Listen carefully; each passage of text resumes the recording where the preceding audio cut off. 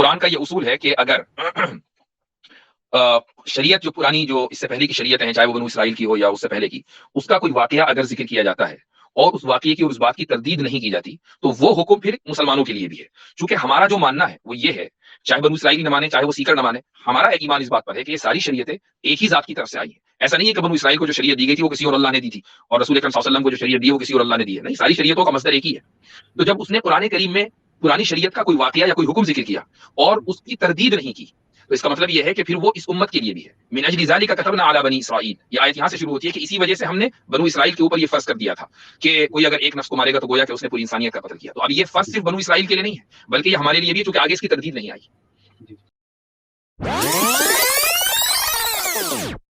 اچھا، کوئکلی اتحاد رسپونڈ کو لے لیتا ہوں. جی بھائی. جی حضرت السلام علیکم ورحمۃ اللہ. وعلیکم السلام. جی حضرت، میرا ایک سوال تھا جو اکثر ملحدین کرتے ہیں ایبروگیشن کے حوالے سے، کہ یہ آیت ایبروگیٹ ہو گئی ہے، یہ ہٹ گئی ہے، وہ نکال دی ہے، یہ آیت پرٹیکولر اسرائیلیوں کے لیے ہے، یہ مسلمانوں کے لیے نہیں ہے. ملحدین اس طرح کے سوال اٹھاتے ہیں. تو آیت کے سلیکشن میں کہ یہ کس پہ لاگو ہوگی، کس پہ لاگو نہیں ہوگی، اس کی فقہی وجہ، اس کے اندر کا پس منظر کیا ہے اصل میں؟ نہیں، میں اس طرح جنرل گفتگو تو کرنا بہت مشکل ہے. اگر کوئی آیت ذہن میں ہو تو اس کے بارے میں بات کی اب جا جیسے سکتی ہے، لیکن جی قرآن کی ایک آیت کو وہ آپ جانتے ہیں، اس کا یہاں پہ نام لینا بھی مجھے پسند نہیں ہے. وہ کہتا ہے جیسے کہ یہ آیت اتری نا کہ ایک انسان کو ماننا کہ ساری انسانیت کے لیے جو ہے، اس نے ساری انسانیت کو مارا. تو اس کے پس منظر یہ جو چلڈرن آف اسرائیل کے لیے آیت ہے، یہ مسلمان کے لیے. پھر وہاں پہ وہ کفر والی آیت کو لے کے آتے کہ سارے کفاروں کو مار ڈالو. تو اس طریقے سے مکس اپ کر کے جو ہے برین واش کرنے کی کوشش کی جاتی ہے امہ کی. قرآن کا یہ اصول ہے، قرآن کا یہ اصول ہے کہ اگر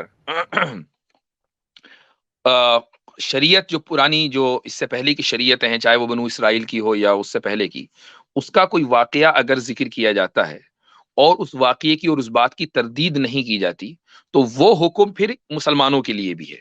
چونکہ ہمارا جو ماننا ہے وہ یہ ہے، چاہے بنو اسرائیلی نہ مانے، چاہے وہ سیکر نہ مانے، ہمارا ایمان اس بات پر ہے کہ یہ ساری شریعتیں ایک ہی ذات کی طرف سے آئی ہیں. ایسا نہیں ہے کہ بنو اسرائیل کو جو شریعت دی گئی تھی وہ کسی اور اللہ نے دی تھی، اور رسول اکرم صلی اللہ علیہ وسلم کو جو شریعت دی ہے وہ کسی اور اللہ نے دی ہے. نہیں، ساری شریعتوں کا مصدر ایک ہی ہے. تو جب اس نے قرآن کریم میں پرانی شریعت کا کوئی واقعہ یا کوئی حکم ذکر کیا اور اس کی تردید نہیں کی، تو اس کا مطلب یہ ہے کہ پھر وہ اس امت کے لیے بھی ہے. من اجل ذالک کتبنا علی بنی اسرائیل، یہ آیت یہاں سے شروع ہوتی ہے کہ اسی وجہ سے ہم نے بنو اسرائیل کے اوپر یہ فرض کر دیا تھا کہ کوئی اگر ایک نفس کو مارے گا تو گویا کہ اس نے پوری انسانیت کا قتل کیا. تو اب یہ فرض صرف بنو اسرائیل کے لیے نہیں ہے، بلکہ یہ ہمارے لیے بھی ہے، چونکہ آگے اس کی تردید نہیں آئی.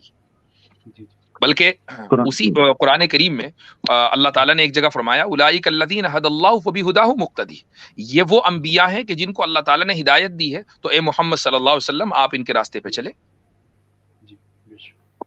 جی اچھا، ایک کتاب ہے، سوری میں پی ڈی ایف میں ہے، ویسے تو ڈاکٹر حمید اللہ رحمۃ اللہ علیہ کے کچھ مقالہ جاتا ہے، مگر اس میں ایک اور چیف جسٹس ہیں ان کا بھی مقالہ ہے، اور ایک اور ڈاکٹر بھی ہیں، نبی کریم صلی اللہ علیہ وسلم بحیثیت شارع اور مقنن، بحیثیت شارع اور مقنن. وہ پی ڈی ایف میں مل جائے گا، 4 رسالے ہیں، بڑے اہم ہیں، اکیڈمک لیول کے رسالے ہیں. نبی پاک صلی اللہ علیہ وسلم اور اسلام شریعت کے جو شرعی مصادر ہیں وہ کیا ہیں، یعنی شریعت تشکیل کس طرح پاتی ہے، اور اسلام کا جو عدل کا نظام ہے اور شریعت کا نظام ہے وہ کیسے تشکیل پاتا ہے، اس میں انہوں نے ایکسپلین کیا ہے. اس میں ایک نقطہ یہ بھی رکھا ہے کہ قرآن اور سننا یہ تو جینون سورس ہے اس اعتبار سے کہ پچھلی شریعتوں میں بھی چھانٹی کر کے آپ کو بتا دیتا ہے. قرآن کی ایک صفت ہے مہیمنن علی، یہ قرآن سے پہلے کی جو شریعتیں ہیں تو وہ ان کی تصدیق یا تکذیب کر کے آسان کر دیتا ہے کہ آپ نے کس چیز کو ماننا ہے. قرآن کی ایک آیت بھی ہے کہ ایتونی بکتاب من قبل ھذا او اثارۃ من علم، کہ اللہ کے رسول یہ جو دلائل آپ کے سامنے یا جو بات رکھتے ہیں ان کو کہیں کیا ان چیزوں کو ثابت بھی کر سکتے ہو، چاہے قرآن سے پہلے کسی کتاب یا کسی اتھینٹک ریفرنس کے ذریعے. اس سے بھی آپ کو پتہ چلتا ہے کہ قرآن اپنے سے پہلے دلائل کو مطلقاً انکار نہیں کرتا یا ریجیکٹ نہیں کرتا، بلکہ وہ کہتا ہے کہ وہ اس کسوٹی پر پورا اتر سکتے ہیں تو ان کو قبول کیا جا سکتا ہے. تو قرآن میں کسی حکم کو منو ان رکھنا یہ بھی اس بات کی دلیل ہے کہ قرآن اس کو اپنی شریعت کا حصہ سمجھتا ہے، یہ اسلام اپنی شریعت کا حصہ سمجھتا ہے اس کو. جزاک اللہ خیر، بہت بہت شکریہ حضرت. چلیں جی ٹھیک اور ہے. ایبروگیشن کے حوالے سے بھی بتا دیتے اس کی کیا سائنس ہے، کہ کون سی آیت رکھنی ہے، مطلب یہ ایبروگیٹ ہو گئی، یہ تو اللہ تعالیٰ کے سوال ہے۔ یہ تو اللہ تعالیٰ طے کرے گا نا کہ کون سی آیت ایبروگیٹ ہوئی ہے کون سی نہیں. البتہ اتنا ضرور ہے کہ علماء میں، فقہا میں، مفسرین میں یہ اختلاف ضرور ہوا ہے کہ فلاں آیت ایبروگیٹ ہوئی ہے یا نہیں. یہ ایک اختلافی مسئلہ ہے. یہاں تک کہ کتنی ایبروگیٹڈ آیتیں قرآن میں ہیں اس تعلق سے بھی اختلاف ہے. امام سیوطی نے اس کا نمبر 21 بتایا ہے، شاہ ولی اللہ محدث دہلوی سے 5 تک لے آئے، مولانا عبید اللہ سندھی اسے 1 تک لے آئے. تو یہ اختلاف مفسرین میں ملتا ہے.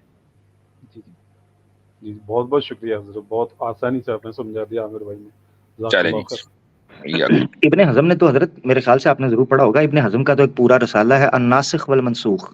جی تو انہوں نے تو اس پہ بحث کرتے ہوئے ایسا اقوال بھی لکھا ہے کہ کئی علماء حقیقتاً یعنی عملی طور پر نسخ کے قائل ہی نہیں ہیں. جی ہاں، معتزلہ دیکھیں، معتزلہ تو نسخ کے قائل نہیں تھے، اور لیکن اہل سنت جو ہیں بشمول ابن حزم کے نسخ کے قائل ہیں. اختلاف اس میں ہے کہ منسوخ آیت قرآن میں موجود ہے یا نہیں، مکمل منسوخ. ٹھیک ہے جی جزاک اللہ.